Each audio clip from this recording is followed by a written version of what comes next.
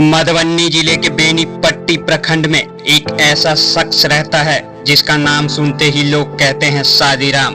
असल नाम है नवीन कुमार झा, लेकिन पूरा मिथिला उन्हें घटक राज के नाम से जानता है। 1983 में घर की हालत इतनी खराब थी कि गांव-गांव घूमकर कपड़ा बेचते थे। छोटी उम्र में ही पिता का साया उठ गया था। फिर भी 12 जुलाई 1988 को उन्होंने एक संकल्प लिया। मां भगवती के सामने खड़े होकर कहा, मैं 2121 दहेज मुक्त शादियां करूंगा। 1992 में SSC पास किया, लेकिन सरकारी नौकरी छोड़ दी और पूरा जीवन इसी काम में लगा दिया। आज तक 1100 से ज्यादा शादियां बिना 1 रुपये फीस लिए, बिना दहेज की एक भी मांग के। अगर कोई दहेज मांगता है तो घटक राज हाथ जोड़कर मना कर देते हैं। कई अनाथ और गरीब लड़कियों को खुद गोद लिया और उनकी शादी अपने पैसे से करवाई। रिश्ता शुरू करने से पहले एक साड़ी, 11 हल्दी, चावल और 1100 रुपये किसी गरीब सुहागन को देते हैं और माँ भगवती से प्रार्थना करते हैं 35 दिन में शादी तय हो जाए। और सच में 35 से 105 दिनों में रिश्ता फिक्स हो जाता है।